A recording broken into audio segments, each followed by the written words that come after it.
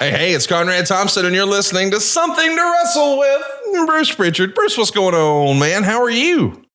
That's me, world traveler, by God, just by day. Go ahead and ask me where Santa Barbara is, because I don't know. Well, we are excited to be with you, Bruce. Better late than never. Pumped to be back. Today, we're doing something that you and I both enjoy. Ask Bruce anything. And I know one of the first questions that we've got is, are y'all going to sound better this week? I am back in my studio. No, fuck all y'all. I've sold everything. Got rid of everything. This is it, folks. You listen to it on an iPad, and that's all you're ever going to get.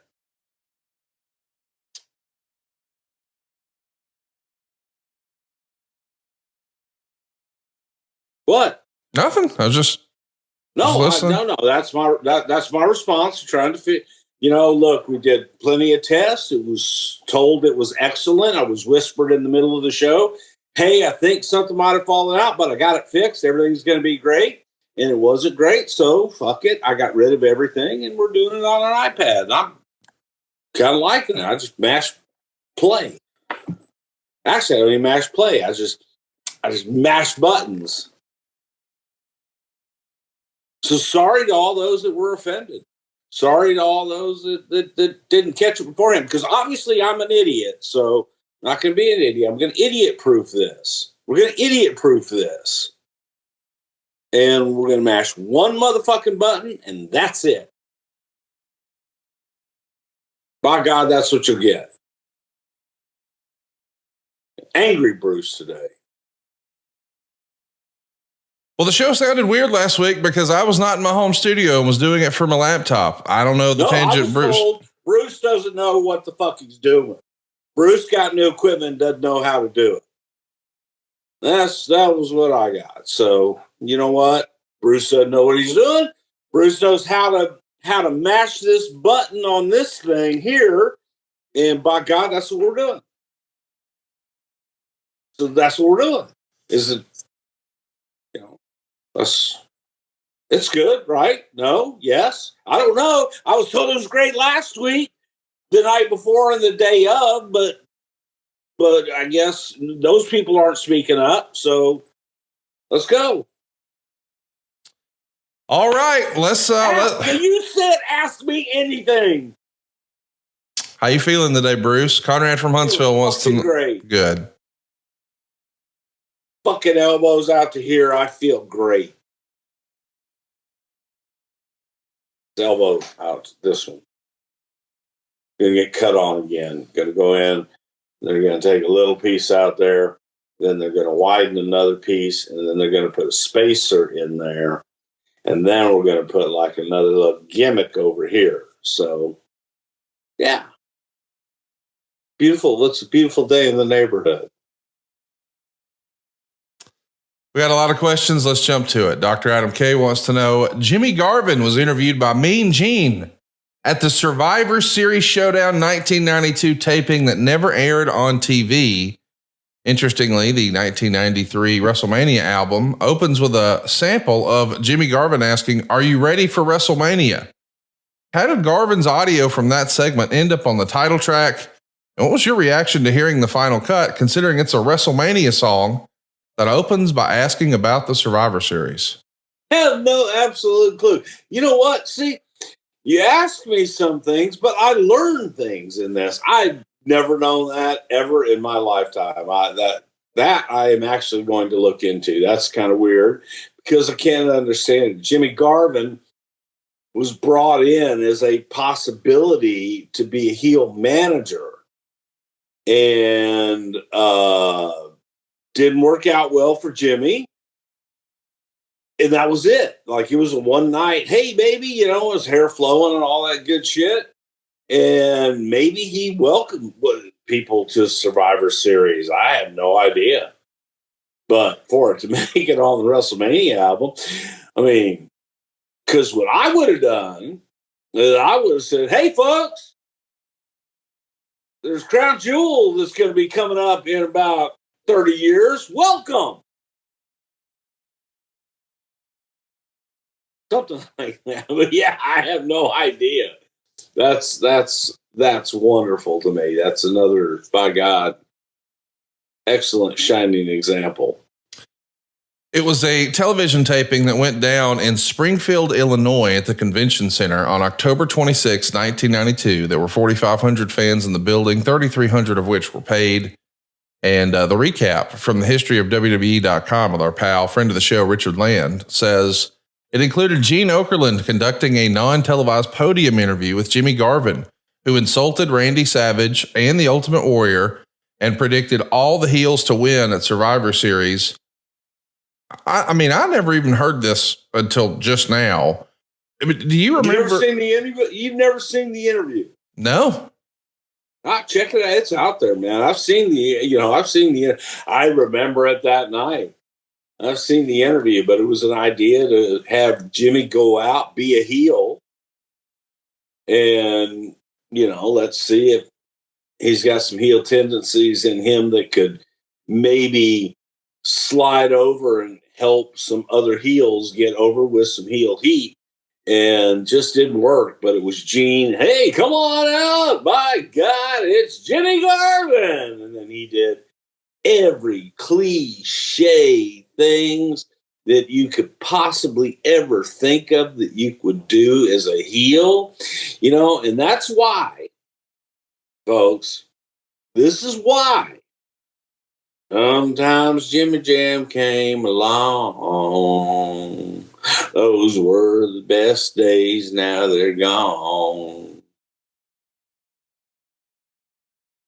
So the cliches, and I mean, Vince was not a fan of the delivery, and that's the reason it went no further than that one interview.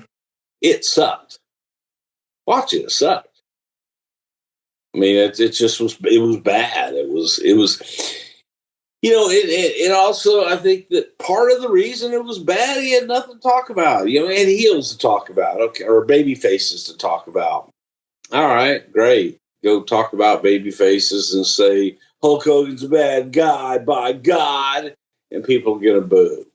But unless you have some meat, unless you have something to get into, it's just not going to work. It's interesting to think that he was in the WWF before Michael Hayes. I mean, I know Hayes had that cup of coffee back in the day, but I just mean in the more modern era. I mean, when Hayes came over, he's been there ever since, of course. But it is weird because Jimmy really didn't have a cup of coffee. Jimmy poured a cup of coffee. Never got to drink it. Away before he got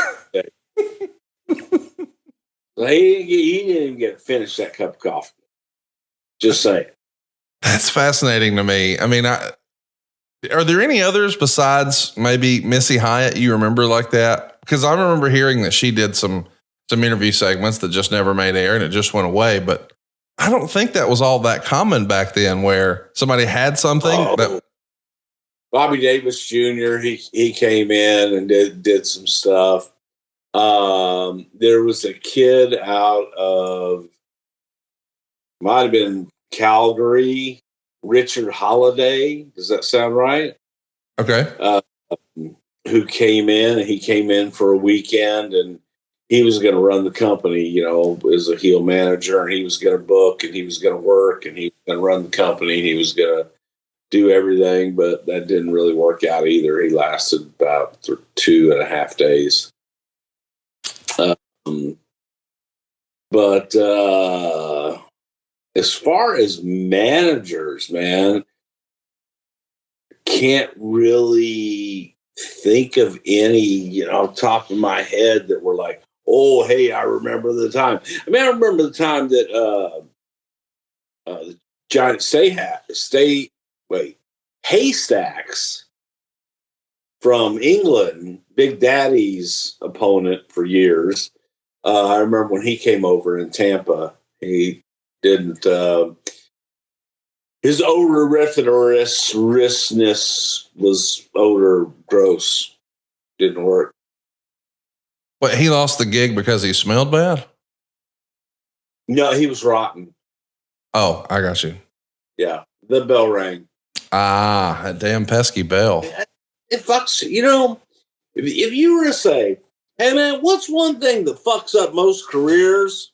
I would say the bell rings. Oh, there you go.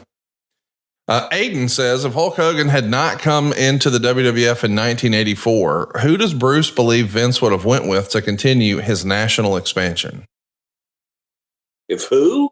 If Hulk had not come in to create Hulkamania and WrestleMania, like when Vince was first going national, if it's not Hulk, who would Vince's next choice have been? Well, the first choice was Dusty Rhodes. Right.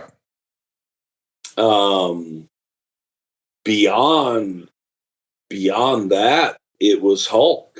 And I think that, Hulk was on fire. Maybe there had been a play. If Hulk said no, probably would have been a big play to go back to Sergeant Slaughter. Okay.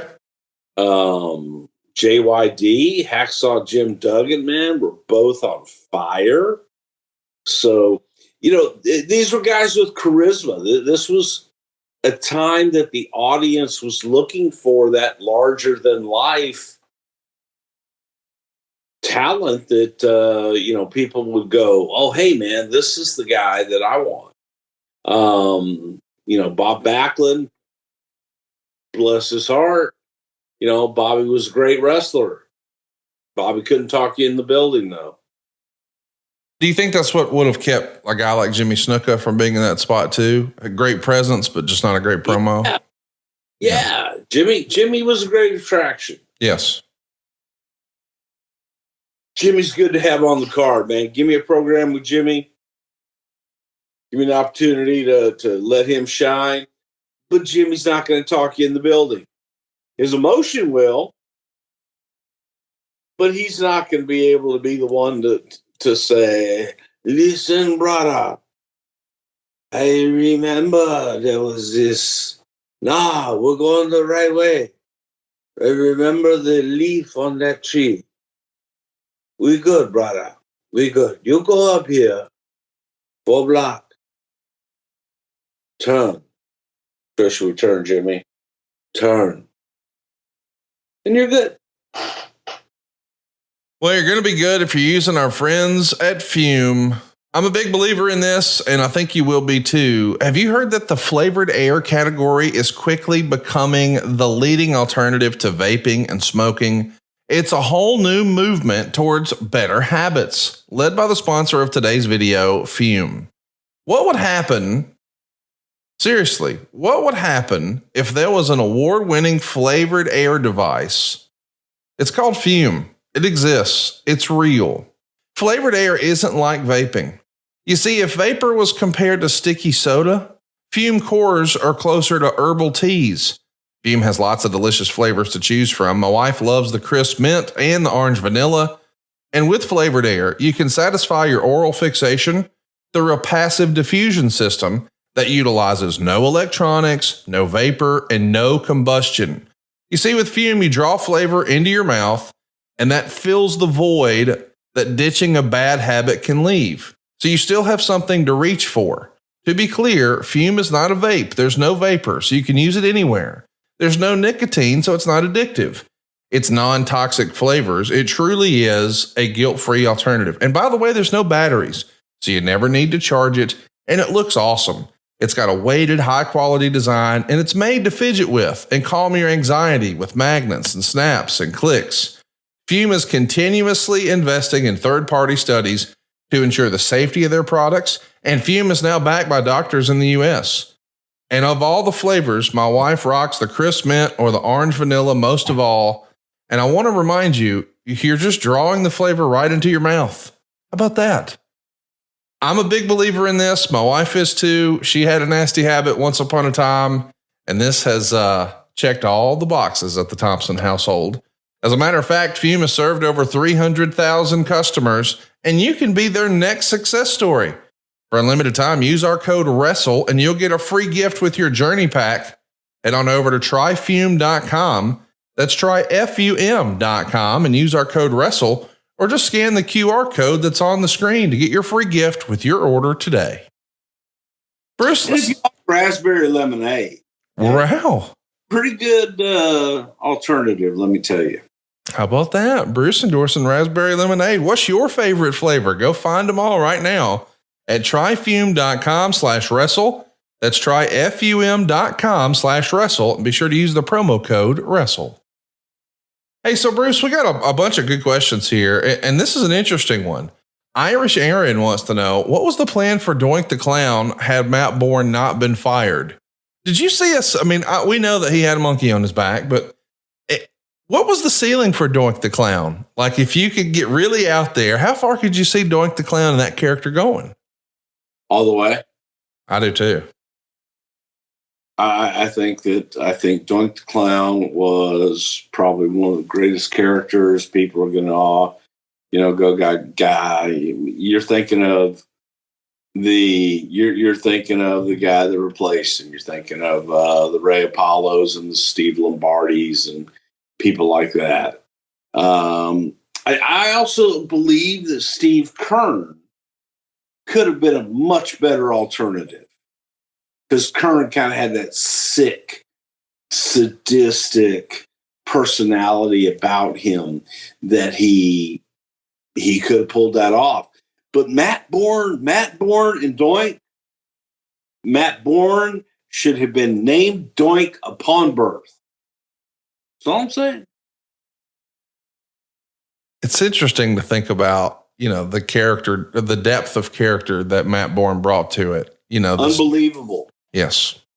Because he could wrestle, he could promo, and he knew how to change gears. He knew how to change gears as a heel to where he could turn it up and he could eat you up. And it was believable. And you believed that this evil, sadistic fuck could just do anything he wanted to you at any given time. And as a babyface, he had the ability to go out and make you believe and get behind him and root for him and believe that he can overcome any nasty heel that you threw in front of him. Matt Bourne, in my opinion, was a very unique and extremely talented talent. When we're thinking about the new generation era where he was in, I could totally see him challenging Bret Hart for the world title. That would have been really fun. And then as we fast forward, as we get closer towards the Attitude Era, when you think just right after WrestleMania 12, an evil Doink the Clown versus Shawn Michaels would have been great. But then Doink and Steve. Oh God.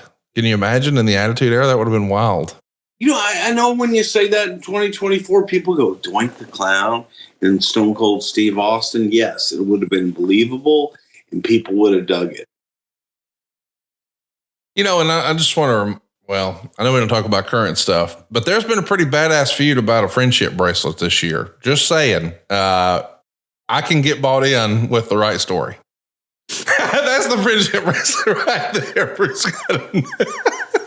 That's the one we're talking about, of course, because we don't talk about current stuff here on the show. David wants to know, Bruce, when the Rockers tag team title win over the Hearts was overturned, what exactly was told to the fans in the local market? Did Jack Tunney make an announcement at the start of the show? Or how did Howard Finkel and Sean Mooney in the event center explain the titles being given back? Is there footage of the explanation?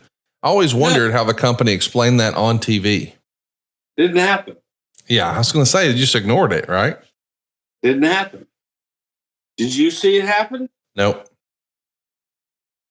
Rest my case. I appreciate that was the way wrestling was sort of pre-internet. Do you miss those days in that regard? Yes. Yeah, bet. Yes, I do. Look, I enjoy the passion of our audience. I truly do. I think that it's amazing. Sometimes I pinch myself when I walk in to a hotel or restaurant, somebody recognizes me, and my age group has gone up quite a bit because they watch on A&E. When they have Sunday A&E and every other interview is me. So I have a lot of old ladies that come up, and I appreciate them because they're so sweet. They have no idea who I really am.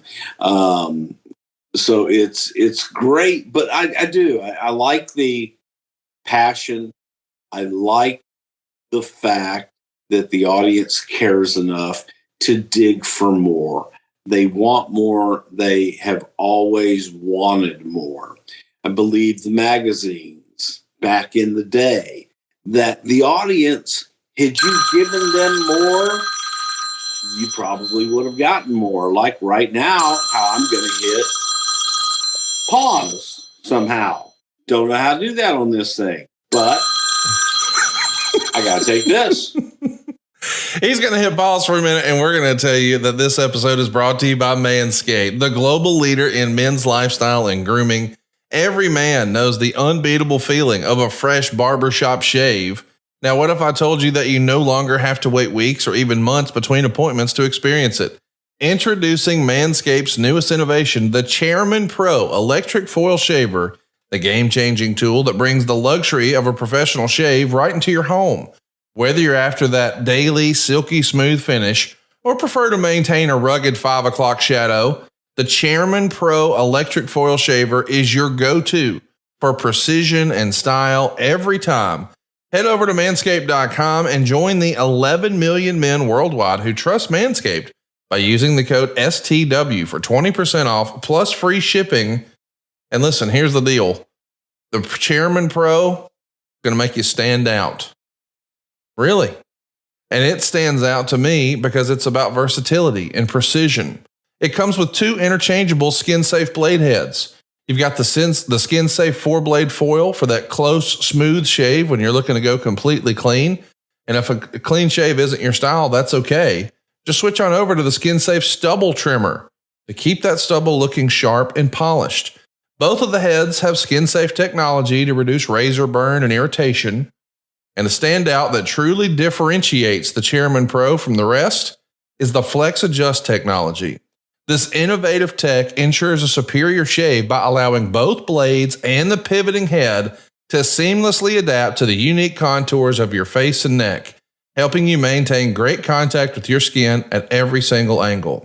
And if you want even more precision, on the right side of the bracket, there's a precision lock. And when you lock it, the blade head sits firm so you can achieve a more precise shave. And here's something that's going to make your grooming routine even easier. The Chairman Pro, it's waterproof, so you can use it right in the shower. And the waterproof feature doesn't just make shaving easier, it also simplifies cleanup too. And just a quick rinse under the sink and you're all set. The Chairman Pro isn't just for daily shaves, it's powerful enough to tackle up to 5-day growth. Whether it's the perfect shave you're looking for every day, just tidying up every few days. And it also has up to 75 minutes of runtime on a single charge, so you can truly take your time getting the perfect shave. Did I mention it's got a travel lock so you don't accidentally turn it on? And it's even got an LED spotlight. The Chairman Pro today is the way to go. Go grab one for yourself and experience a shave that is as smooth as you deserve. Get 20% off plus free shipping with the code STW at manscaped.com. That's 20% off plus free shipping with the code STW at manscaped.com. And that is exactly what I will be using a little bit later on today. There you go. Get a little cleanup action going. Yeah. Can't do it now because I got a whole day and I got to be closer to it's a whole mess of stuff, you know. No, I get it. So listen, the title change was never really acknowledged with the Rockers. And I don't know that it necessarily would have changed history all that much. I mean, it probably would have been cool for Marty Jannetty and Shawn Michaels at the time. But not much really would have changed. You know, do you think it's not like it changed the landscape of the wrestling business with that belt changing or not? No, I don't think, again, nobody knew. Nobody cared. So, that's the thing. And news wasn't buzzing around. Oh my God, this happened. What a travesty that they took it away. Nobody knew. There were, 6,000 people that knew that night. When you fast forward to we'll call it the internet era, the modern era where we all have this technology and we're all sort of connected or what have you. Is there one thing that happened in your WWE career where you wish, I wish this was one of those pre-internet days and we just pretend this never happened and move on? Yeah, but I think for the most part, we did that a lot. We did that anyway. Oh, I see. You just no-sell it and next week it's like it never happened. Yeah, next, man, because nobody, it exposed the lack of, influence that that those people thought they had, because it's like you're doing all this stuff, and then you're going, nobody cared. There was no uproar. There wasn't 6 people riding the office calling the switchboard saying, by God, I read this in a magazine and it said, just wasn't. It wasn't as big as those 3 people thought they were.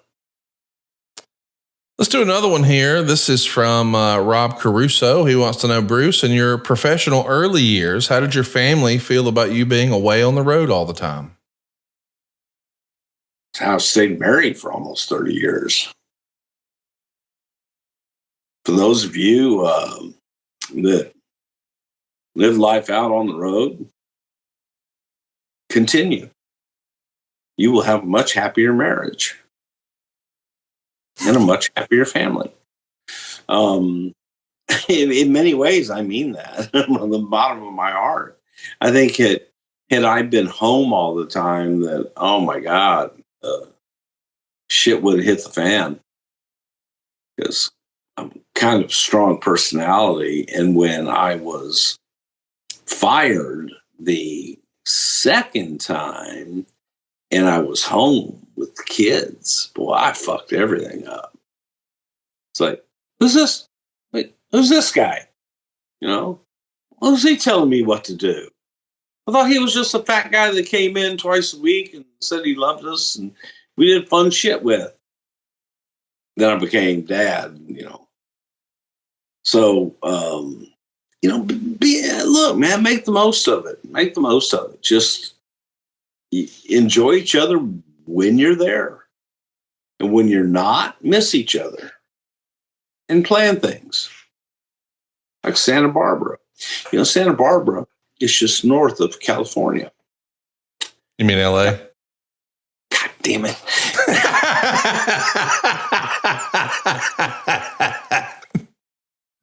That's a little California. I knew what you meant. That was a callback because before we went live, I said, "Hey man, how was Santa Barbara? I never been. Is that just above LA?" He goes, I couldn't tell you. And then I had to check, yeah, it is technically just north of LA. So yeah, it's California, right? It is. Technically, you're not wrong. It is northern, maybe, not really California. Anyway. Kind of middle California, right? Well, we're rounding. We're rounding. You're gonna, okay, hang on. Okay.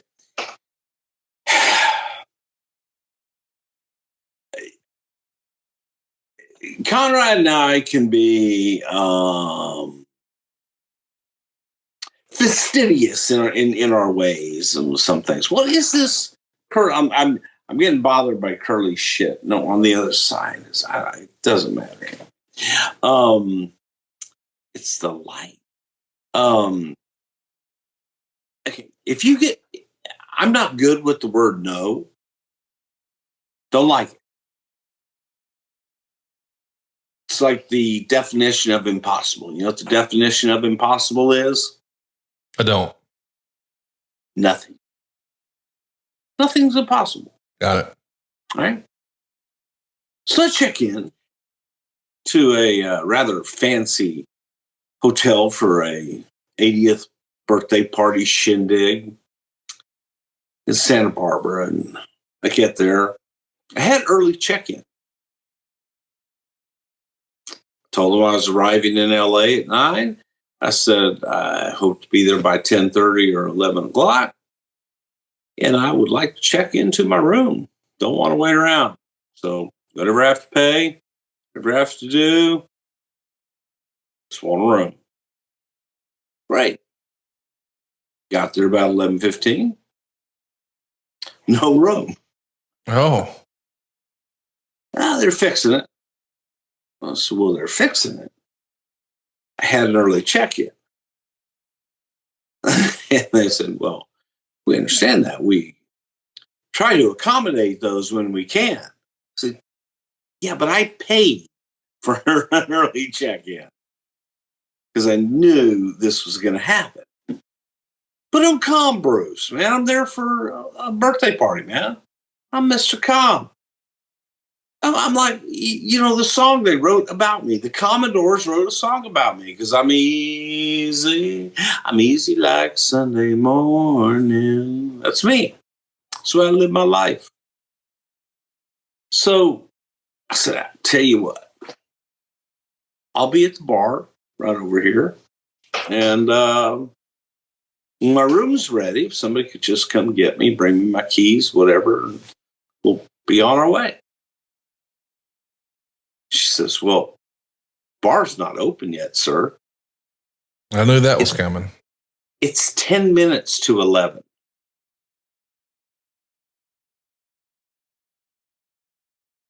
It's 10 to 11. What time's the bar open? 11. Well, you think maybe we could sneak in a couple of drinks a little bit early. Maybe get some, little bar food or something. I'll send someone over to you. So we sit down. They send somebody over. She brings the drinks right out, to her credit. Very sweet staff. Very nice people there. And I said, what do you have to eat? I said, well, we have tapas. You know what tapa is, Conrad? Yep, small plates. Well, in this case, it was a bowl of chips. Okay. With something that they called salmon dip that had about 3 flakes of salmon in it. I laughed. I said, is there more coming? He says, oh, do you want another order? Does Uber Eats deliver here? He says, oh, yes. That's a really nice bar. Yep. Right in the middle of the lobby. I order 50 tacos. 50? From Jack in the Box. Well, there were other people there. 50? Yeah, there were other people there. They like that. You like Jack in the Box tacos? I love Jack in the Box tacos. Never had it. Don't have them here in Alabama. Never had any Jack in the Box. Never been to a Jack in the Box. They don't have it here, Bruce. What do you mean do? Move. I need to go where there's a Jack in the Box. You need to go where there's Jack in the Box and get 2 tacos for $1, man. You know what? I'm not going to listen to that from a man who moved away from Waffle House. You ain't got a Waffle House nowhere near you. Yeah, but I visit whenever possible. Okay, well, listen, I know there's a Jack in the Box in Franklin, Tennessee on my way to Nashville. Find your way there. Okay, today. Yes. Okay, and the tacos are at the hamburger place are great, you're saying? Oh my God. They're Jack in the Box tacos. You're the only guy I know who goes to California and comes back bragging about tacos from Jack in the Box. They're legendary. Come on, Bruce. So I come in after I've been kind of told that, we're really not allowed to bring outside food in. And I said, is that right? Okay. And I dumped the 50 tacos in the middle of the bar and proceeded to eat tacos. So there's always a way. Still piece of advice. The other question, I took the question that we were asked here about being on the road all the time because it said earlier ways to get tacos, man. No, I was just saying, he said earlier in your professional days or in your early professional years, I took that to mean, what did mom and dad think about you being gone? Like, it was like Bruce is here today and poof, gone tomorrow. My mom and dad? Yeah. Oh my God. I was gone when I was 18, dude. I was gone. I left. It wasn't like it wasn't like a plan. It was 18. I graduated high school. I'm off to the circus, man. I got you. go. Woohoo. I was ready. I got out of Dodge as quick as I could. Not because of any bad. It just was, I wanted to do my own thing. I wanted to make my own way. I just wanted to fight and experience life. And I wasn't going to be able to experience life the same way living at my parents' house. So, man, you just got to go. You got to roll the dice, fight for it. Can't afford it. Figure it out, man. There's a way. You can do it. Let's do another one from Stingray. He says, name one person you regretted pushing and one person you feel you didn't push enough. With the benefit of hindsight, is there one guy that you think, we dropped the ball on that guy, or, whew, that was a monumental miss? Sting and Ray. No. Probably, I think, the biggest, unfortunately, Lex is one that comes to mind. Lex is one that you had high hopes for that really wish would have made it. The other one was probably Del Wilkes as a Patriot. I really wish he would have made it. I think both of them had charisma, had talent, had the look, had all the things. Lex unfortunately couldn't talk, but Del could. And I think that loss was the biggest one to me. Guy W. John says, since it comes up as a topic from time to time, I want to ask Bruce if he knows the first time Taker's streak was mentioned on TV. The answer is WrestleMania 11 when Vince said it during Taker's entrance. I didn't know that. So Guy W. John's here. He's dropping some knowledge on me. I thought the first time that was talked about is the WrestleMania in Canada against Flair. Like when he held up 10 fingers after. That's the first time I remember it being discussed. WrestleMania, no. 10, no. That was with Bundy, wasn't it? Well, he's saying 11 here. So yeah, I think that is Bundy. Yeah, and absolutely not. No. The streak kind of came up from Michael Hayes. Michael had always had tidbits of information that Michael would kind of throw out and say, hey, Undertaker's undefeated at WrestleMania. Something we can do with that. Is there a story there? He would push that all the time until finally that streak had built up to being meaningful, and hence the streak. But it would not have been as early as 11. That I do know. I do want to go back and watch Undertaker's entrance at WrestleMania 11. I think he's just pointing out that on commentary, Vince may have mentioned it. But of course it doesn't come up again, as you're saying, in creative for a long, long time until WrestleMania 18, I think it was. Yeah. Sure. Cause maybe, WrestleMania had been WrestleMania 7, 8, and 9. Was he in 10? I don't know if he was. I don't think so. But maybe he had been undefeated at WrestleMania. That may have been a factoid that was put on Vince's sheet. But yeah. Wasn't a storyline by any stretch. Primus Sunricon says, Bruce, why didn't S.A. Rios do well in the WWF during the Attitude Era? Was it the it factor or his attitude, something else? No, man, I loved S.A. Rios. Papi Chulo. He was great.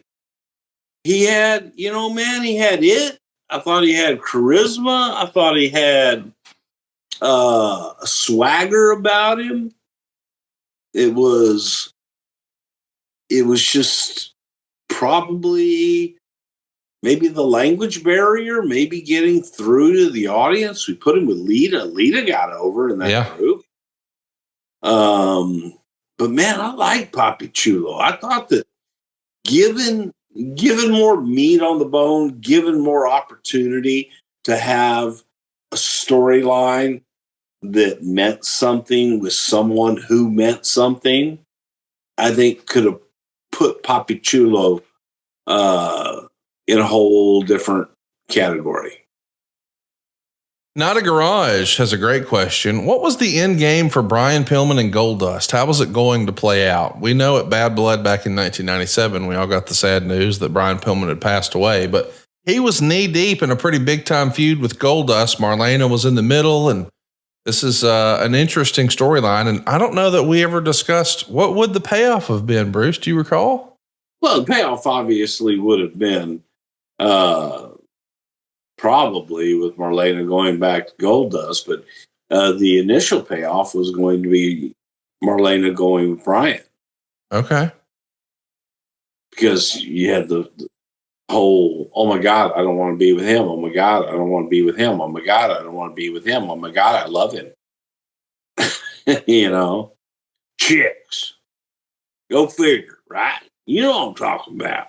I love that. You know. Here's one from. Hey, you don't know. I don't know. You know. Oh, I do. You're right. You got me. Depp wants to know, did Owen have Undertaker's permission to use that tombstone on Bret at WrestleMania 10? I realize on the surface that sounds like a silly question, but finishers are often very protected. And so, hey man, you can't do the super kick. That's my thing. Hey man, you can't do the tombstone. That's my thing. Like in that era. And even today, I mean, it's not like people are just going to start showing up on TV hitting RKOs. I get that. Was that even discussed back in this WrestleMania 10 match? I mean, Undertaker's tombstone is different than Owens and Bret's, but yeah, it was different. Yeah. So it wasn't the same move. Okay. Wasn't the same moves, wasn't the same anything. So I got you. But I'm sure that Owen probably would have said, "Hey, I'm going to do this. You cool with it?" Yeah. And if he wasn't, he put some cucumbers in his boots, you know. Yeah. Joseph says, when Sable had her moment and she had to drop the WWE Women's Championship to Deborah, was Deborah the first choice to be the one that took the title from Sable in an evening gown match? I think this is when Sable was on her way out, because I think she drops the belt and then she's gone not too terribly long after. But a title switched hands on an evening gown match. Was there another idea besides Deborah that you recall in that era? Pat Patterson. I don't know. I don't really know. Women's wrestling was just not the priority back then that it is now. So it's not like you had. It was a different presentation. Yes. I think that the athletes that currently are participating are tremendous athletes that their focus is, becoming WWE superstars and being able to perform and steal the show in the ring. Not just steal the show because they are beautiful or they have a beautiful body that they show and expose. I think that the female group that we have now are some of the most incredible athletes I have ever seen in my life. You walk through and you see some of the women that are, man, that you haven't even seen yet. You being the general audience, and you go, oh my God, this future's bright. And there's some really hard-working, dedicated young ladies that I'm excited for. And it's just a different presentation and a different world. Isn't it amazing how different it is just 20 years ago? I know when you take a look at what wrestling was like in 2004 and now you look in 2024, it's a lot different for the guys too. But the approach to women's wrestling in 20 years, boy, it is night and day. It really and truly is. Both sides. We're not just talking men and women here. You're talking about the men's presentation.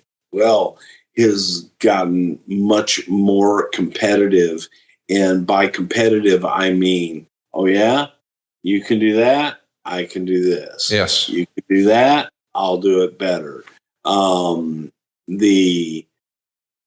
idea of the men talent going out and the snugness, if you will, the just man, it's different. It's different. I often look over and say to my friend next to me, if the business was then what it is now, not sure that I would have been as apt to get into the physical side of the business at that point in time. It's different, much more physical, much more aggressive, and I think much better. We all look at, this is something else, man, that comes up quite a bit.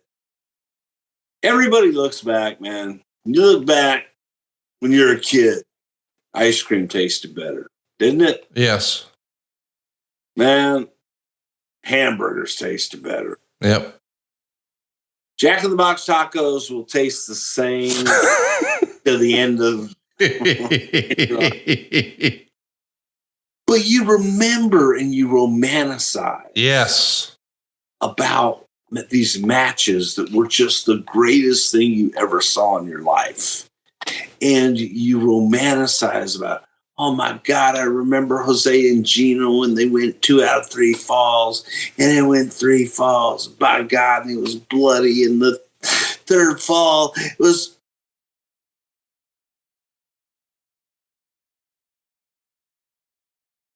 A body slam. You know what I mean? When there was a time that you would have a match and it would be a hot match, and the finish of the match would be somebody picking someone up as if they're going to give them belly to back suplex and drop them crotch first on the top rope. And that ended the match, and that put a guy out for 6 weeks to go to Japan. They had special ointment over there. But you look at it, man, and you look at, oh my God, that guy, his punches were real. They were the best. No bullshit. They weren't. They were great for the time. They were something that, you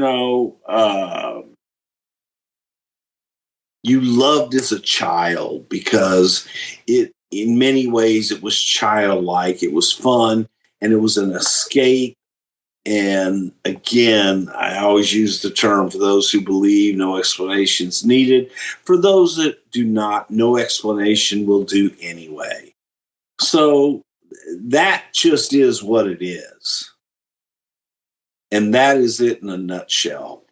If you loved the glory years and you loved what you saw as a kid, hold on to it, man. Don't go back and analyze it.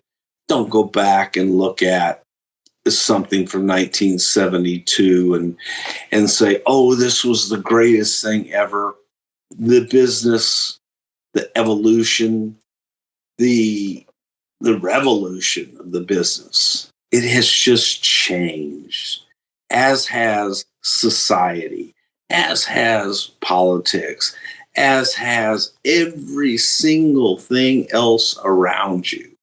It has changed. So when I hear about, bug out Jackie Fargo was, man, Jackie was hot in his day. He was hot in his day. He was hot in Memphis. You take Jackie Fargo and you put Jackie Fargo in Minneapolis, and he wouldn't have drawn shit. You take Jackie Fargo and you put him in Texas, and he wouldn't have drawn shit. Conversely, Vern Gagne. You take Vern Gagne and you take Vern Gagne out of Minneapolis and you put Vern Gagne in Tulsa, Oklahoma, and he ain't going to mean shit. So it was a time. Enjoy that time. Enjoy that era that you love. Because I used to compare when I would go to Iowa in the summer. I wanted to see AWA wrestling. And then I saw it. And I thought, this is the worst piece of shit I've ever seen in my life. Because I was used to Texas. Right. Texas had a different style. Right. But people in Minneapolis, for example, they vacation, come to Houston, and they go, oh, this is too wild. This is crazy. This ain't wrestling. You know, they're just fighting. It's different. Things change. Let things change. Let things evolve. Let the women who at one time were relegated to be a beautiful valet or a manager who have turned into not just great attractions in the ring, but main events at WrestleMania that I pay money that I want to see perform. And that's okay, man. Let it go. Just let it go. And there's nothing wrong with that. I think it's a beautiful thing. I think that it allows us to grow, and I think that we should grow. I think that what we hold on to, you know, there's always going to be fundamentals. Not to get on my soapbox, but there's going to be fundamentals that you have to hold on to. Man, selling is a fundamental that is a lost art. And it's an art. It's not just, oh, this guy doesn't sell, man. It's how you sell. It's why you sell. It's when you sell. And it's a lost art. And I believe that done correctly, the art of selling can bring back and revolutionize the business all over again. Now, I'm not saying one punch and the guy goes down and he's down for 8 minutes. We're beyond that. Cat's out of the bag. But the athletes of today are so far superior in many ways to the athletes of yesteryear. And there were some of the greatest athletes that ever walked God's green earth in Harley Race's terms, that adorned our business, that will always be elite athletes. And you look at a guy like Danny Hodge, a guy like Jack and Jerry Briscoe. You look at some of the greats that just came through, Wahoo McDaniel, that were Vern, that were truly great athletes. Would their bullshit hold up today? Probably not.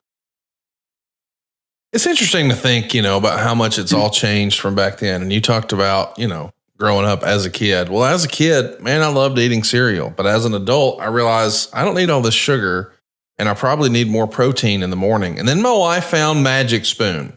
It's a nostalgically delicious cereal that tastes just like all your favorites from your childhood, but without the sugar and now with a ton of protein. And here's a heads up, if you're already a Magic Spoon fan, I got some big news. Magic Spoon has turned their super popular cereal into high protein treats that are light, crispy, and taste just like those classic crunchy cereal bars. Magic Spoon's brand new treats are so delicious, they've already become my go-to snack. As a reminder, every serving of Magic Spoon cereal has 13 grams of protein, 0 grams of sugar, and 4 grams of net carbs, so you can feel good about what you're eating. The most popular flavors are fruity and cocoa, but there's so many more. And Magic Spoon's brand new treats, again, they're crispy, they're crunchy, they're airy, and it's an easy way to get 12 grams of protein on the go. And now for the first time ever, Magic Spoon treats are available in grocery stores with delicious flavors like marshmallow and chocolatey peanut butter. Man, I housed yesterday a chocolatey peanut butter. I've been eating the regular marshmallow for quite a while, but I finally tried a chocolatey peanut butter. That's been my wife's favorite. And I know why now. It is fantastic as a midnight snack, as pre-workout, during a hike. Man, it's just easy. You can't always take cereal with you, but these individually wrapped treats, buddy, it's great to keep in your car, your backpack, or you're traveling on an airplane. Come on. Get $5 off your next order at magicspoon.com/wrestle, or look for Magic Spoon on Amazon or in your nearest grocery store. That's magicspoon.com/wrestle for $5 off. Magic Spoon. Hold on to the dream. All right, Bruce, here's one from Joseph. He wants to know when Vince decided in March of 2000 that his baby daughter, Stephanie, should be the women's champion for 5 months. What was the reaction like backstage? Was there any pushback? Stephanie only defended the title versus Lita. We sort of touched on this a minute ago. The women's division isn't what it was now. You know what I mean? But do you think Stephanie was getting some heat, if you will, in the locker room for the amount of TV time she was getting as an early performer? I think she was getting heat from the audience. Yes, for sure. So heat from the audience, heat in the locker room. I don't give a shit where the heat's coming from. She's getting heat, and it was money drawing heat. So I thought it was absolutely the right move because of that, the jealousy. The fact that the audience is saying she doesn't deserve that. And then that goes on into whatever real life you want to call it of talent. She doesn't deserve that. Who deserves it? Who'd you beat? Who did you beat to become the champion? Now, of course, when you won the title, it was real. When you lost the title, it was a work. No, man, come on. What's best for business? That was best for business. That was good stuff. And it was the right thing to do. Danny says, have you ever told anyone complete BS just to see if it ends up in the dirt sheets? Boy, that's a fun question. What do you mean? Every single thing that Dave Meltzer writes is complete bullshit. So, he's full of shit. If he writes hello, he means goodbye. So. Come on, Bruce.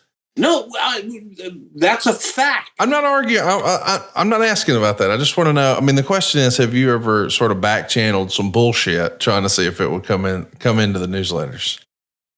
I don't have time for that. Yeah, I didn't think so. Cause it was like, man, my brain wouldn't even think like that. Like, what? He's got to make money for the company. Who gives a fuck about all that shit? Jesus Christ, man. Do you guys have any idea just I'm going to get on my soapbox again. Wham, poor me. But do you have any idea how long it takes to put together every aspect of a 2 or 3 hour television show and do 2 of them every single week on a major network? I don't have time to make up and feed a piece of garbage like Dave Meltzer something that's BS. I don't have time to even speak to him. To say hey to him would be too much time. But no, there's the amount of hours that we put in and the amount of effort and your quote free time, if you will, is I woke up in the middle of the flight coming home and wrote down a whole story that I had just dreamt. It's just how my mind works, but it's how a lot of creative people work. You're thinking about constructive. You don't think about destructive. You don't think about, I'm gonna get Dave Meltzer and his 2.5 readers that are gonna go, oh gosh, they got me. Don't have time for that. I already spent too much time explaining it. Yeah, I was kind of surprised. I was like, yeah, we got a lot more questions. Who gives a shit? Roy says, since Bobby Eaton is no longer with us, would you induct Jim Cornette into the WWE Hall of Fame? Well, I don't think Bobby Eaton was going to induct. He would be inducted, probably as part of the Midnight Express. I mean, if Jim Cornette goes into the WWE Hall of Fame, it's probably as a member of the Midnight Express, right? I would think so, yeah. Yeah. Was the question, would I induct Jim? Yeah. Okay. Did you say God no? Yeah, I don't think that Jim would want me to. Oh, I see. I would be honored to induct Jim. I happen to like Jim an awful lot. I don't know what happened to our friendship to this day. And And again, back to the worry about negative shit. I'm not going to dwell on negative stuff. And I love Jim. I think Jim's very deserving of being in the Hall of Fame. And I hope one day that he is. You should give him a call. You know what, Conrad? Here's the phone. Okay. Yep. Okay. Where's it at? Over there. Ooh. Be careful what I show. I was just to say, I was like, that's risky, buddy. Well, that was risky. Hey, here's the phone. Yes. Here's my phone. It works both ways. I have called. Yeah, I've reached out, and I'm at an age where all I can do is I can do, and I'm not gonna reach out over and over and over and over and over again. And then the only time that anyone else ever reaches out is because they need something. That's me, now I'm, but the fact of the matter is phone works both ways. And I've made my, I hope I've made my feelings known. If I haven't, then I'm a shitty communicator, and I don't know that I can communicate it any better than I already have. I do want to get back to talking about the Hall of Fame, but I do want to say, as your friend, your crazy schedule makes it difficult to communicate. Without a doubt. So I'm just saying, I think you're one of my best friends, but I got a whole bunch of unanswered text messages in a row because you're just busy. And I don't take that personally. I get it. But I'm just saying. Especially, and this is funny because you bring that up because someone else brought it up over the weekend of 6 messages that they had sent me. And I said, you don't understand, man. First of all, you're sending them to me on a Monday night during a television show that I'm actively producing. So I look at it, and if it is not pertaining to that exact moment in time in which I need to activate and do something, moving on. And I always try, I freaked somebody out the other day. Bill Apter, I freaked out the other day. Bill had sent me something 9 days later. I returned his text. Hello, Bill. Everything okay? Oh my God, I sent you this. And I know sometimes it's timely on their calendar, but timing for me sometimes is a little different. And so I try, I really do. But when I'm in a meeting, and unless I'm looking over at that phone and that phone pops up with a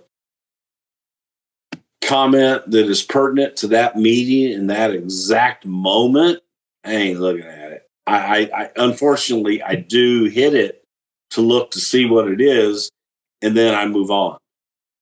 So yes, you are correct. I can be a little difficult to reach, but I try to get back to everybody. I really did.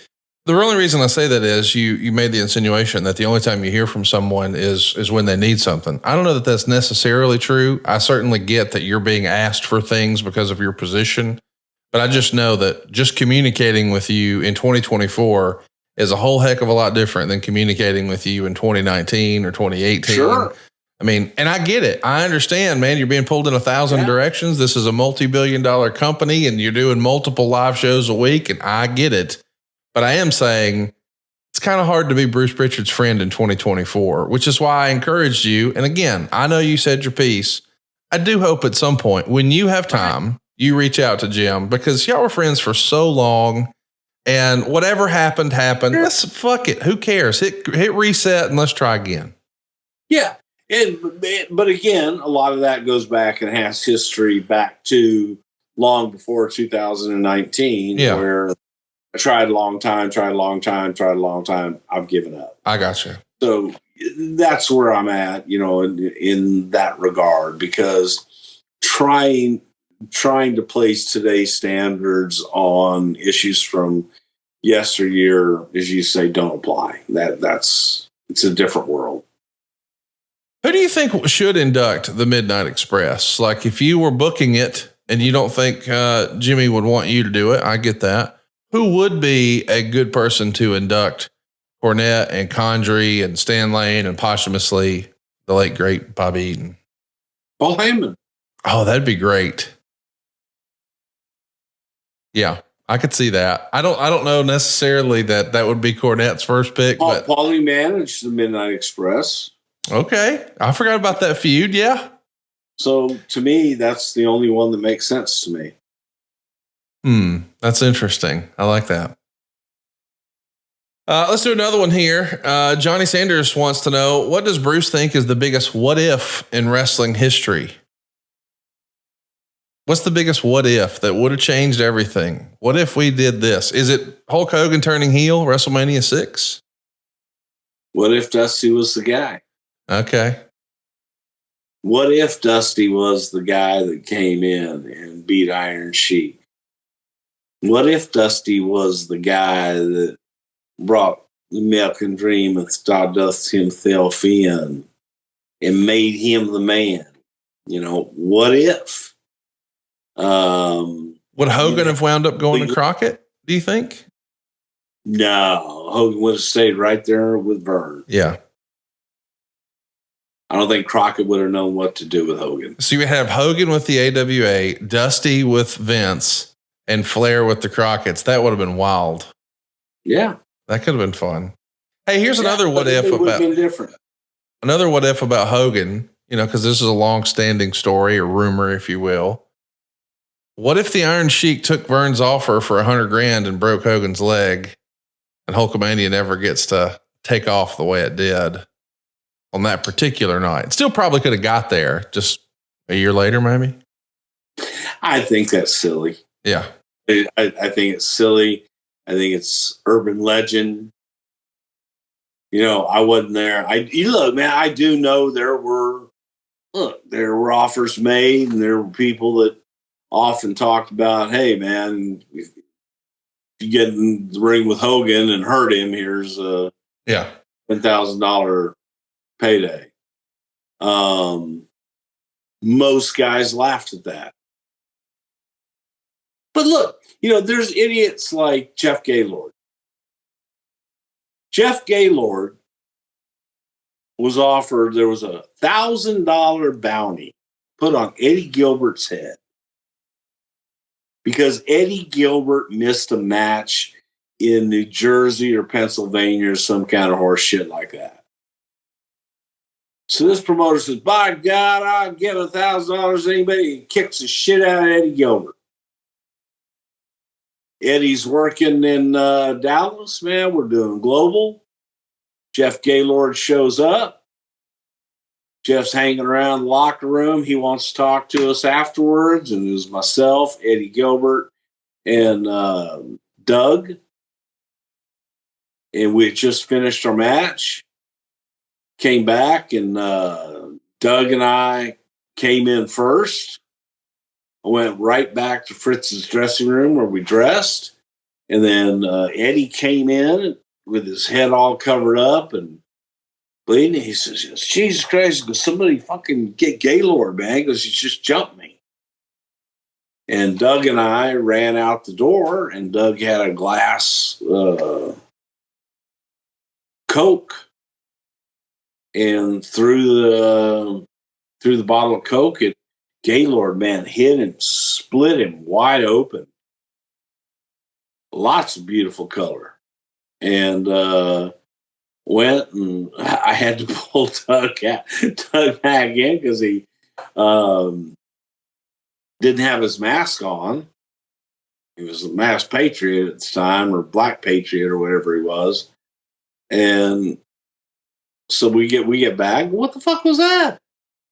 He says, you guys walk in. He says, hey, can I talk to you for a minute? I said, yeah. And I said, let's go in the office. As soon as I turned my back, go in the office, he sucker punched me. It was that's when I fucking stumbled in here.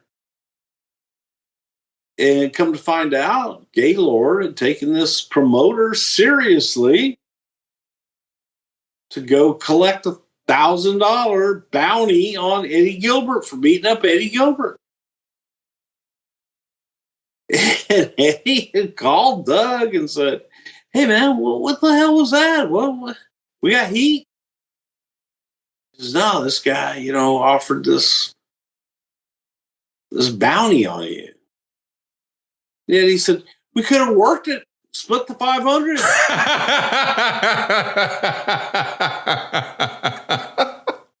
I was thinking that the whole time. Like, does he know that there's another way to do that? Right. Yeah. The fuck, I got color and everything. The hard way. Yeah.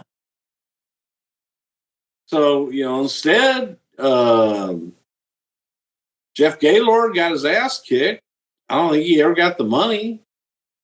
And then got booked. Go figure, man. Strange business sometimes back in the day. But I don't think the Hogan Sheik thing ever would have happened. You think about it. A lot of guys. Hulk Hogan's a powerful son of a bitch. I mean, powerful. And Sheik, holy cow, man. Sheik was a powerful son of a gun and a shooter and knew how to hurt you. But I think Hulk would have felt it, okay, this isn't good. And I think Hulk could have at least gotten away without serious injury. But I just don't see that happening. I just don't think that's one of those things that would happen. We got to spend some more time on these what ifs in wrestling, because I discussed one the other day with a friend of mine that I thought was fascinating. What if, instead of going with the Sergeant Slaughter thing before WrestleMania 7, you just went back to Earthquake? So it pretty much is the same way it went down in 1990 as far as Earthquake and Hulk Hogan at SummerSlam and then Survivor Series. But at Royal Rumble, what if it was Earthquake challenging the Ultimate Warrior? Earthquake beats the Ultimate Warrior. Earthquake's the champ. Earthquake drops the title to Hogan at WrestleMania 7. As a kid, I was way more into that angle than I was Sergeant Slaughter. I mean, that Earthquake, squishing of Hulk Hogan on the Brother Love show, that was a big deal for me. So I got behind that idea. What do you think of that in an alternate universe, Earthquake Hogan at WrestleMania 7? I've already seen it. A couple times. I got you. I wasn't interested in seeing it again. It wasn't new or fresh. I'm with you. Brainbuster Pro Wrestling says, does Bruce have any good Jamie Dundee stories from his short run with the Nation? Of course, this is the real life son of Bill Dundee, a Memphis standout. We saw him in the WWF for a cup of coffee. It's PG-13. But boy, if you've seen any of his shoot interviews, that is a crazy man. You got any interesting Jamie Dundee stories you can share with us? Not really. The only Jamie Dundee story that I can recall was Jamie being upset about something and getting in an argument. And we were at like a high school gym and Jamie was yelling and screaming. Shawn came out and diffused it, Shawn Michaels, and got him in and everything was fine. But it was Jamie upset about a payoff or something. But personally, I never had a problem with Jamie. I thought he was a talented guy. It's one of those, had the reputation for being difficult to deal with and being a little out there. Maybe he is, maybe he isn't. But I never had to deal with that side of him. Well, something that we're all dealing with a little bit is, hey man, how do we take better care of ourselves? And Bruce and I have recently discovered Lumen. Lumen is the world's first handheld metabolic coach. It's a device that measures your metabolism through your breath. On the app, it lets you know if you're burning fat or carbs, and then it gives you tailored guidance to improve your nutrition, your workouts, your sleep, and even your stress management. All you got to do is breathe into your Lumen first thing in the morning, and you'll know what's going on with your metabolism, whether you're burning mostly fats or carbs. And then Lumen will give you a personalized nutrition plan for that very same day based on your measurements. You can breathe into your lumen before or after your workouts or even your meals, so you know exactly what's going on with your body in real time. And here's why your metabolic health really matters. Think of your metabolism almost as like your body's engine. It's how your body turns the food you eat into the fuel that keeps you going. And because your metabolism is literally at the center of everything your body does, optimal metabolic health translates to a whole host of benefits, including easier weight management, improved energy levels, better fitness results, better sleep, even more mental clarity. Lumen gives you recommendations to improve your metabolic health with each breath. It all does this through the app. And that's what my wife was so excited about. In real life, she's in the medical research field. So she's sort of on top of whatever the latest and greatest drugs are and things like that.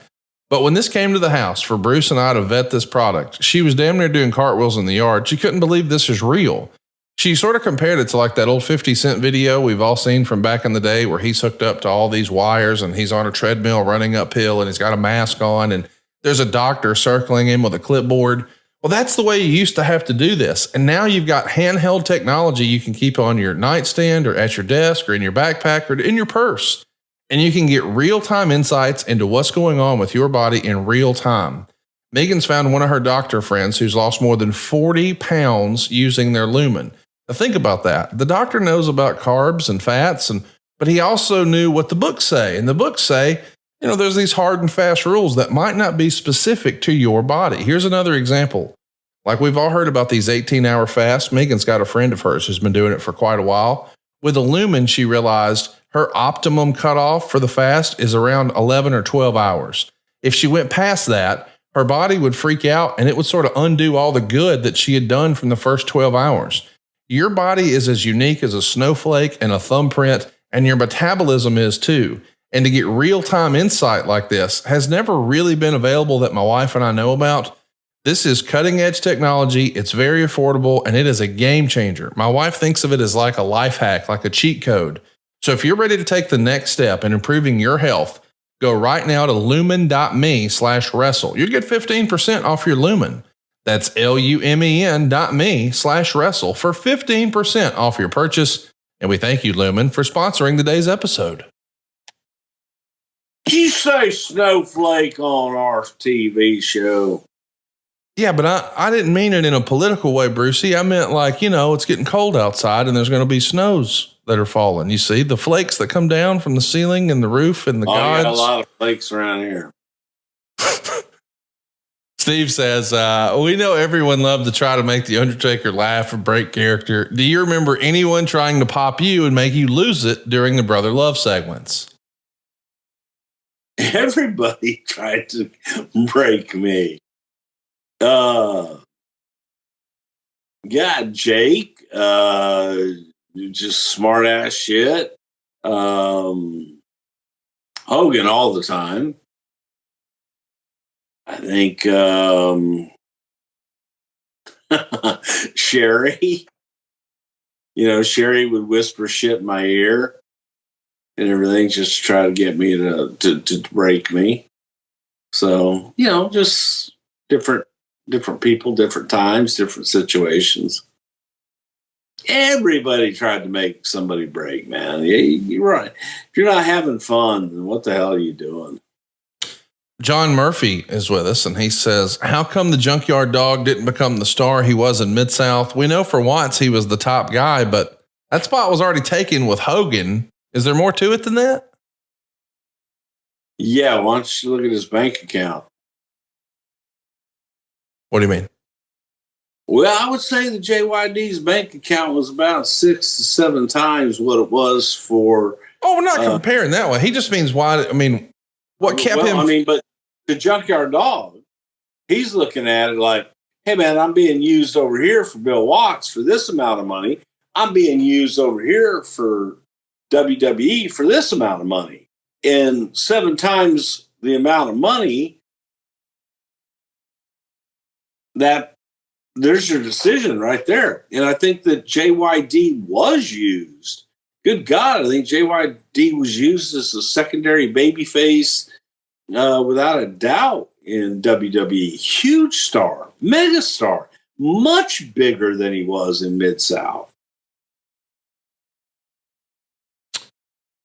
Danny says, when Mr. Perfect won the Intercontinental title tournament, why was he given a tag team championship belt to celebrate with? I mean, I wasn't even there, Bruce, but it's got to be somebody forgot to bring the fucking belt, right? That's the only answer. Yeah. Somebody lost the belt. Who knows? Sunday Lights once. I'm supposed to have it tonight. I'm champion. I'm supposed to have it tonight. Oh. Sunday Lights wants to know, did Bruce ever get to witness world class at its peak? Like the Freebirds and the Von Erichs in a sold out sportatorium. We know you went to the sportatorium, during the global days, but when Fritz and World Class were at their peak, did you ever get to go to the sportatorium and attend a show there? No, never did. First time I went to sportatorium was for Global Championship Wrestling. And I maybe went once or twice to Will Rogers in Fort Worth. But to me, again, I thought it was just matches. You again, we look back fondly, and I look back fondly on ours. But all it was, man, the lights start to dim. One guy comes out of one dressing room, one guy comes out of the other dressing room. They get in the ring. Ladies and gentlemen, this contest scheduled for one fall with a 15-minute time limit. Introducing first in the red corner, weighing in at 220 pounds from Vancouver, Nick Kozak. His opponent from Alaska, weighing in at 265 pounds. He is Mike York, the Alaskan. Referee is Bronco Lubitsch. That's it. Ding, ding, ding. Rinse, repeat, move on. Here's one from, and this is a great question. Jersey City Assassin 2 says, in hindsight, do you regret there not being a greater push to keep Ric Flair in the WWF until WrestleMania 9? Instead of having him finish up in January against Mr. Perfect on Raw, would it have been better for business to have saved that loser leaves town match for WrestleMania and thus have Flair depart the company on the bigger stage? I like that idea. WrestleMania 9 loser leaves with Perfect and Flair. What do you think of that? Well, sounds great for you to like the idea. You didn't have to deal with Ric Flair. That's true. So, dealing with an unhappy Ric Flair and dealing with guys that are unhappy and bitching and moaning and not wanting to do things. And he was unhappy. And Vince wanted to make him happy. Vince was like, okay, man, you'd rather be happy over here? Go over here. And so to that, I say, and I'm not saying, man, I love Ric Flair to death. But would I rather deal with a happy Ric Flair? Would I rather deal with a Ric Flair that doesn't want to be here? Yeah. I would rather happy Ric Flair. It's interesting because when he goes to WCW, of course, he can't wrestle right away. So they do the Flair with the gold stuff. He was just buying time until he could go anyway. I love that idea of him perfect at WrestleMania. That could have been fun. Rich Russo says, I'd love to hear a Bobby Heenan and Pat Patterson story. They seem to have some funny interactions between the two of them. Thank you. That's a good question. You got any fun stories between those guys? With Bobby and Gino? Holy cow. My favorite thing with Bobby is the way that the television studio was situated was you had you kind of had like a control room where everything was. And then you had trying to center my hands. And then you would walk through there, and then you'd go through the audio room. Then you'd go into the studio. When you got in the studio, that's where Bobby and Gorilla were. And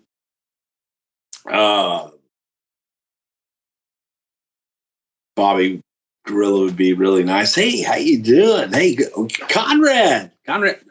Should I say Thompson? Nice to meet you, man. Pleasure.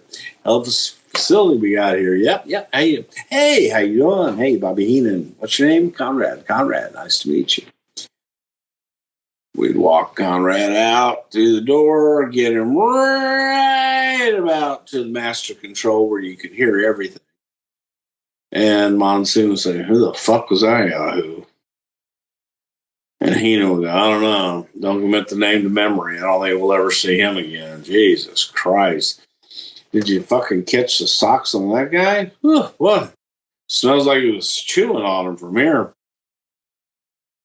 That was the normal Bobby gorilla routine with any guest that we would bring in. I think one of the funniest things, because it's so childlike, man. Again, we're grown-ass adults, but you're on the road 300 days a year. And after a while, you got to blow some steam off. And we had to go to Gino's room for something. And he had 2 beds. And we jumped all over the one bed, like to make it all messy and crumbly underneath. And then we smoothed everything out. And then we short sheeted the second bed. And then we moved all of his shit in the room, just opposite of the way that it was. I mean, stupid shit like that. And that was an everyday thing. It was Bobby you would have a communal refrigerator with someone with an apple in it, with their name on it. This is Bill's apple. Bobby would take a bite. You gotta, yeah. Put it back.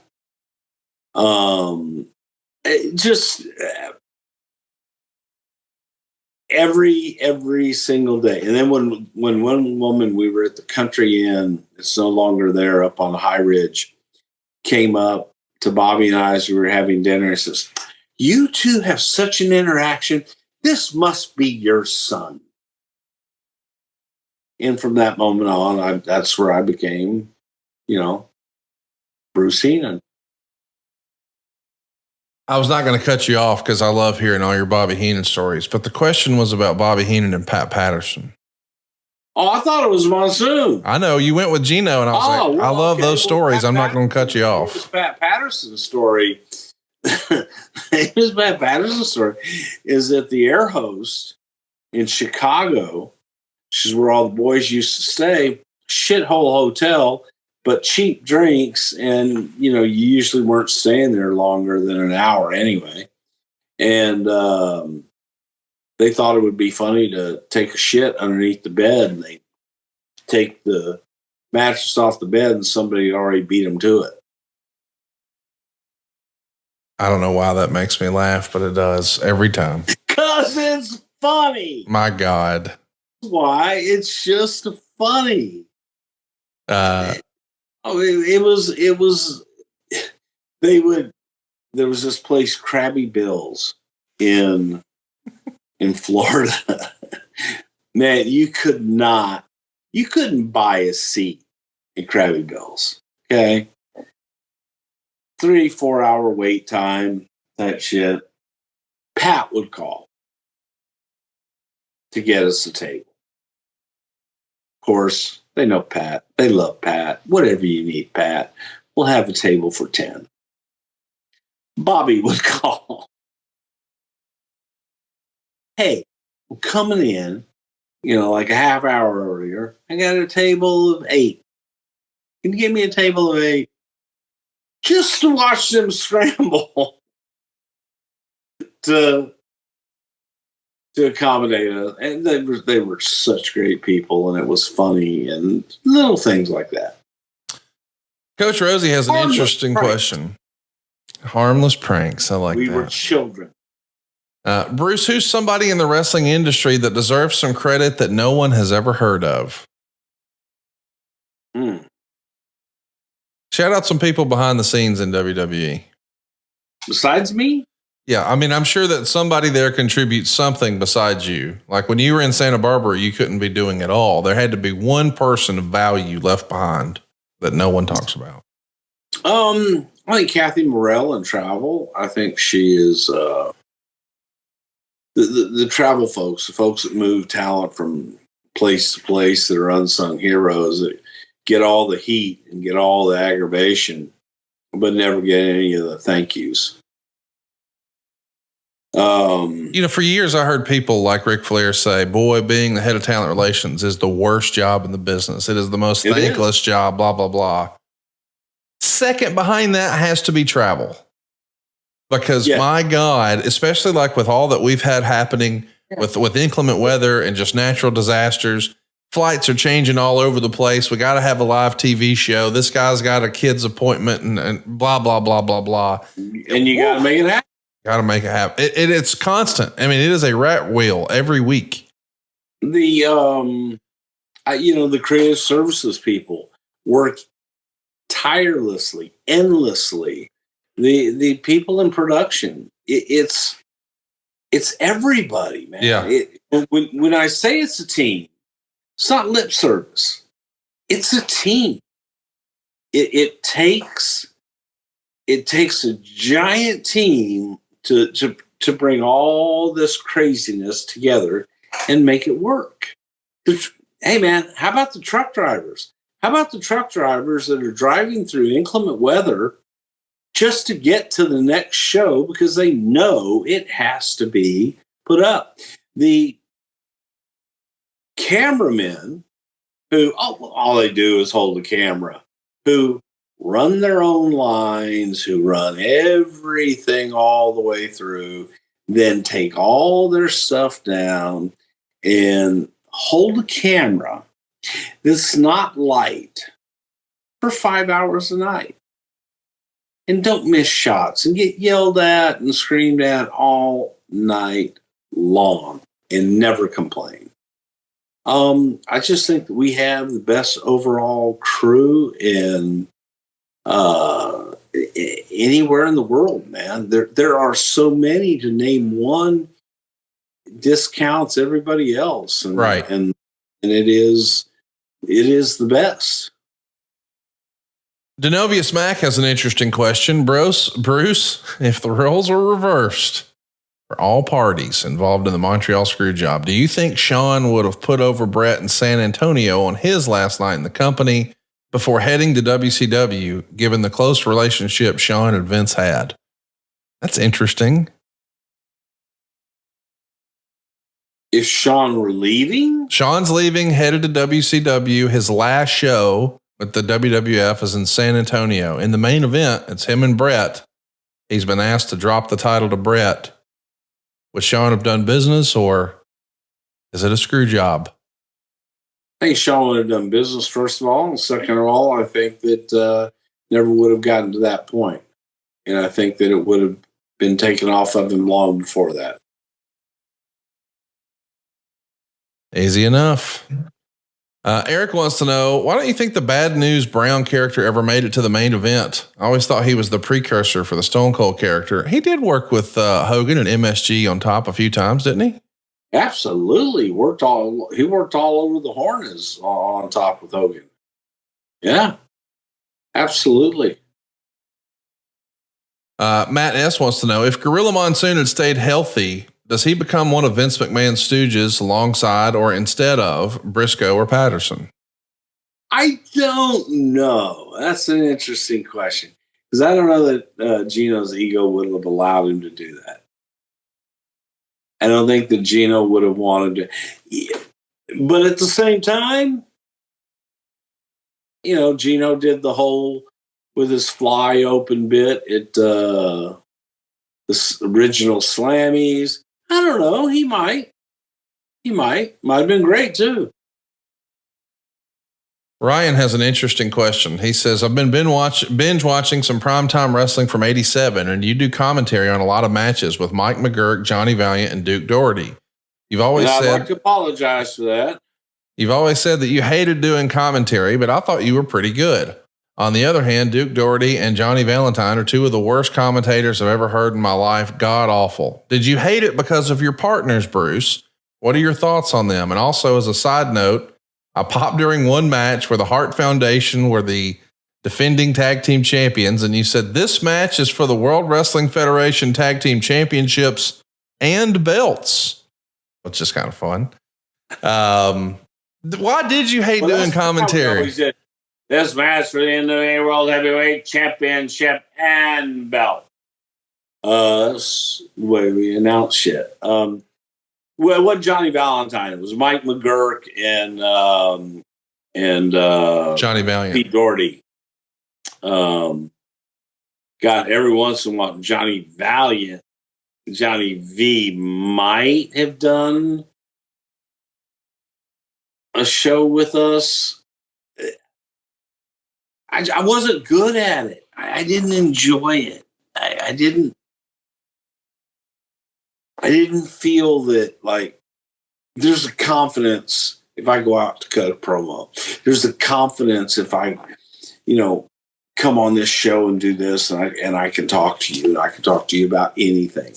There is not that same confidence when I know that a bell's going to ring and I've got to tell a story between bell to bell and make it compelling. I don't think that I have that skill set down. So I just don't think I'm good. Let's do another question here from Dan Lee. Bruce, was there ever any discussion about putting the Big Boss Man back in the blue police uniform during his return to the company? As a kid, that was my favorite version of Ray Traylor. I think that would have been fun. Well, why don't you think that happened? Because police uniforms progressed. He was SWAT, man. He graduated. He was now a badass. He wasn't just some street cop, some street damn boss man in the prison guard. Now he was a badass. He grew. He got promoted. Why? I don't think he was in it. No, I don't think he was. Like the Big Boss Man donning the OG persona for the gimmick battle royal. That would have been fun. I mean, that would have been. Yeah. Yeah. Carl Hayes says, while Houston never won a poll back in the day, both shows were great hits. Do you think we might get a third or an episode of old territory stories? I'd like to do more territory stuff. Is there a topic you'd like to talk about territory wise one day on the show, Bruce? I mean, was Houston part of it? Yeah, we did 2 Houston episodes. That's what he's saying is, although they never won a poll, they were still good. For us. Yeah. Oh, yeah. Look, I think that there are a lot of stories out there just in general on territories and different quirks and different bookers and how they booked and why and the talent that they brought in. And when talent, how you could tell when a booker was leaving, if that talent was leaving ahead of time, normally your booker was leaving shortly thereafter or vice versa. So there are, different ones to go back and look at. California Roy Shires and Mike LaBelle and just some of those unsung heroes of West Texas and the Funks and Murdoch and Mulligan and Gory Guerrero. There are just some incredible stories all throughout the territories that can be, put out and people go, huh? They did what? Because they always look, they all had talent that made it to the big two somehow, some way. And you go back to the, Alabama, how many times was it sold? To how many different owners? To how many different bookers were brought in before the Fullers came back to save everything? So I think there's a lot of good stuff. A lot of good stuff at theamazingkind.com. Bruce and I have been a big believer in this for a long time, and we know you will be too. The Amazing Kind specializes in plant-based pain relief, balms, creams, and gels for your muscles and joints. And they can even hook you up with infused oils for mood support and sleep. It's all at theamazingkind.com, and you can get 20% off your entire order when you use our promo code WRESTLE. That's promo code WRESTLE at theamazingkind.com. What I love most about this story of this company is that it's a family-run business from a guy who founded it, who's just like one of us. He's a big wrestling fan, man. He used to work for the company, working on commercials and marketing for WWE. And then he decided he wanted to help people. So he started The Amazing Kind. And at theamazingkind.com, you'll find that they've got a whole wide range of high quality topical balms, creams, and gels for all of your muscles and joint relief. But they've also got these infused oils and soft gels for mood support and sleep. And the oils, by the way, are made from all natural sun-grown hemp and then infused with nutrient-dense MCT oil. If you're having trouble getting asleep, you're having a lot of nighttime awakenings, maybe you're just struggling with insomnia, maybe you just lay there forever hoping to fall asleep, let me recommend CBN from theamazingkind.com. They've gained attention for their potential benefits for sleep, and it's really worked in my household. If you're having trouble getting to sleep, man, look no further than theamazingkind.com. Or if you just need some anti-inflammatory, you're feeling sore, you're hurting a little bit, how about just rub it on what hurts? I know that sounds simple, but that's what they recommend at theamazingkind.com. The CBD topicals are the real deal, and they even help with migraines. Frances in my office has suffered from migraines for a long time. I hooked her up with theamazingkind.com. I told her to use the promo code WRESTLE. She saved 20% off her entire order, and you can too. Now, even if you've used The Amazing Kind before, I want to remind you, the promo code WRESTLE is not a one-time use code. You can go back and get 20% off again today. Not just 20% off one product, 20% off your entire order. It's good for what ails you, as my grandma used to say. Go check it out, theamazingkind.com, and use our promo code WRESTLE. And then feel better. Why not? Aaron Sheen has a great question for us. He's all the way down in Australia, and he says there's always been a lot of celebrities getting involved with wrestling over the decades, but is there one that comes to mind that you really wanted to work with, but for whatever reason, it just didn't happen? John Madden. Yeah. That's a good one. Bar none. And the story was, back in the day, John Madden wouldn't fly. He was bussed everywhere. Was that always the issue? It was just tough logistically with the travel and him being... Always the issue. Yeah. Always. And you have to take into account the Super Bowl. So you had the Super Bowl right before WrestleMania in the time frame, and it was difficult to get John from wherever the Super Bowl was to wherever WrestleMania was. Great guy, though. CJ Whitmore wants to know, to your knowledge, was there ever any plans or discussions or talk about a program between Undertaker and Umaga? I feel like those two would have had a great feud. Yeah, that would have been fabulous. Yeah. Unfortunately, it didn't happen. Jay has a great Undertaker question. He wants to know, why was Undertaker so hot about not wanting to do the tag team Buried Alive match with Big Show on SmackDown against Rock and Sock? I recall you saying he was. Thank you. I don't remember that. It was a shitty idea. Okay. Well, no, it was. It was a shitty idea. Why bury Undertaker and Big Show? And I get it. Rock and Sock, but they weren't going to be there for long. And, Rock was in and out. Yeah, it was a shitty idea. For a one-off, for TV, no. Bad booking. Paul Reed says he loved the Powers of Pain episode. Is there another late 80s tag team that you'd like to cover?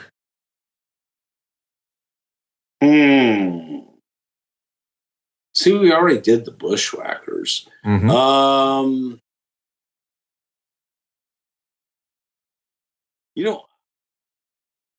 I don't know how to do it, but if there was a way to kind of get into the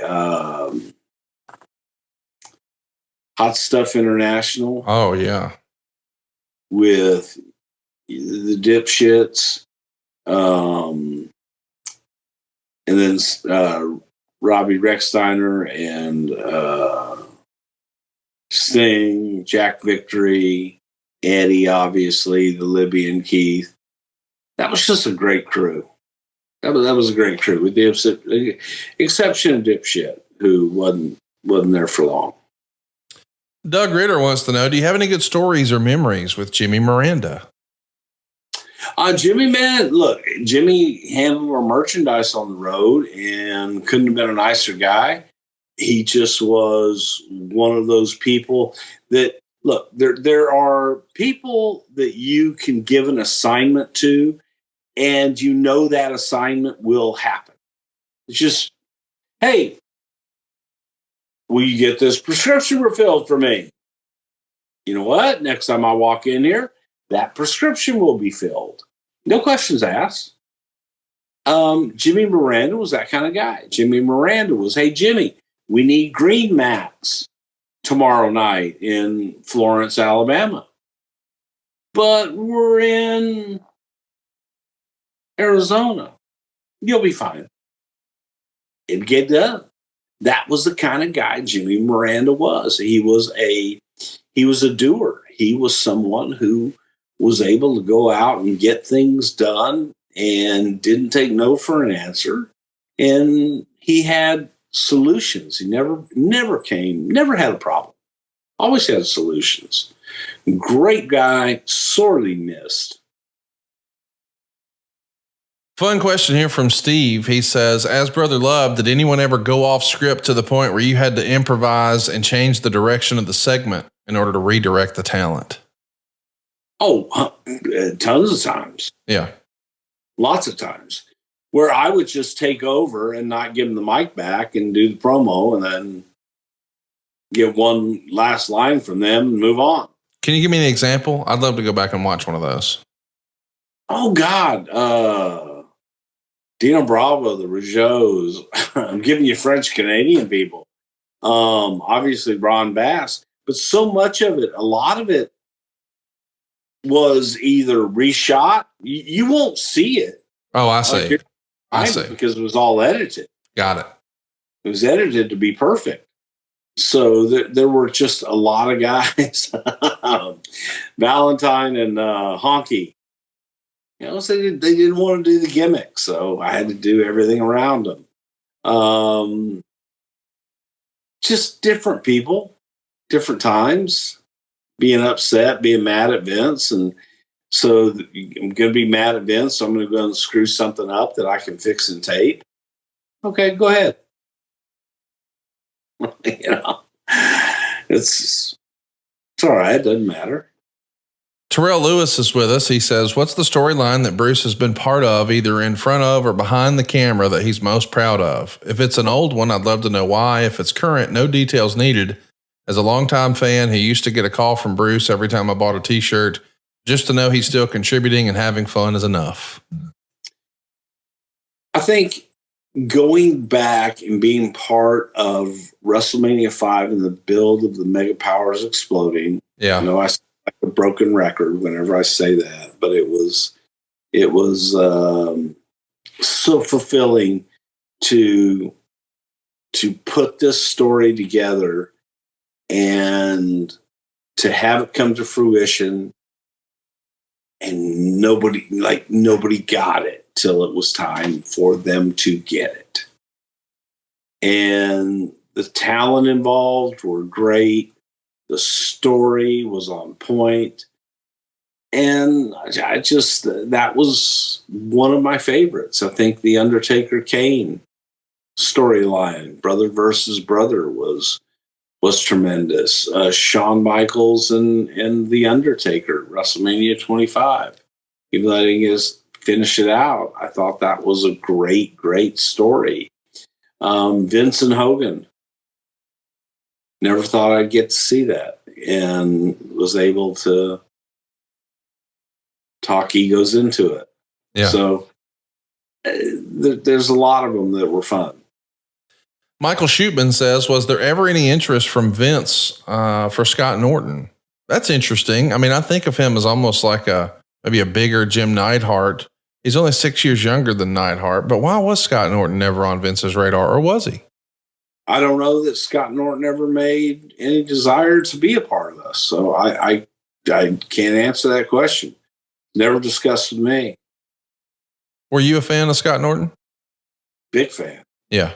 Well, here's why I like Scott Norton. Scott Norton was real. Scott was the kind of guy that you would walk up to and, you know, like Ron Simmons, man, he's non-fuckable with. Yes.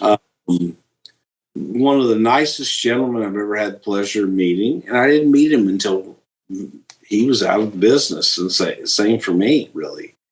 But I thought he was a super nice guy, but he was a legit badass, and you believed it. And maybe he wasn't. I don't know, but I sure as hell took him as one. Had you convinced? Yeah. Quincy Charles says, Bruce, I heard a rumor back in the 90s about The Undertaker, something about a character change, about him being an angel type character. Any truth to that rumor? I mean, I know you did Mordecai, but like, that's not the same thing. Yeah. No, Quincy, you're in rumors. All right. Stop reading shit. Kevin Ford says, what's one unreleased match or event you want to see on the WWE YouTube page upload? The WWE Vault YouTube page has been pretty active lately, Bruce. A couple of weeks ago, we got a never before seen Omni show from Jim Crockett Promotions in 1987. Earlier this week, they uploaded some matches of Mortis in the WWE, not Mortis in WCW, but Canyon doing the Mortis gimmick in WWE. We've seen CM Punk play an old Road Warriors clip and Drew McIntyre play an old Nasty Boys clip. Lots of fun stuff on the WWE Vault page on YouTube. Is there one hidden gem like that was never released you'd like to see be made public? Just more Terry Funk and Dusty Rhodes, early Florida. We're going to close it with a big sucking dog. I'm count me in. I'm for all that. Mitchell Barnett says, Bruce, why do you feel Rick Rude doesn't get his rightful credit with being a founding member of DX? It seems like whenever DX is mentioned in documentaries and the history of WWE, that Rude's part in the iconic group is either largely ignored or overlooked completely. Why is this, in your opinion? My opinion, because he walked out right in the middle of it and appeared on the other competition show same night. No notice, no nothing. And we took him with no notice, no nothing. And we took him without a contract, and we had a handshake and a verbal agreement, and he went back on that. So that's why. My opinion. That's a good segue for next week, because next week here on Something to Wrestle with Bruce Prichard, we're going to be talking about the evolution of DX from the formation of the group with Rick Rude and Chyna and Triple H and Shawn Michaels, all the way through the Real Attitude Era of X-Pac and the New Age Outlaws to the reincarnation years later. If you got a question, we'd love to hear from you. Hit us up on social media. It's at Prichard Show. You can also find Bruce Prichard on social, but don't look for any response. So instead, engage with the show on social. It's at Prichard Show on Twitter and Instagram, Something to Wrestle over on Facebook. And of course, your home for all things Bruce Prichard is somethingtowrestle.com. Go click that subscribe button, turn on the notifications bell. You don't want to miss the next time we're live. Bruce, it was awesome catching up with you today. I'm glad you're back from Santa Barbara. There was a heck of a pay-per-view over the weekend. Was it weird for you to not be there watching the show and instead watching it on an iPad somewhere at this big celebration? Very much so. Very, very much so. Yes, I was told to put my phone up. Well, I'm sure you got admonished for that, but I just want to say, and I know we don't talk about current stuff, that Hell in a Cell match is one of my favorite matches in the history of WWE. I absolutely loved it. And I know we don't talk about it, but can we agree that Hell in a Cell was top 5? Without a doubt. There you go. All right, that'll do it, boys and girls. Thanks for checking out the latest episode of Something to Wrestle. Tell your friends that Bruce is back. And next week, we're going to be right here talking all things DX. Go hit that subscribe button at somethingtowrestle.com. And we'll see you next week right here on Something to Wrestle With. Bruce Prichard. Sometimes Jimmy Jam came along. Those were the best days. Now they're gone.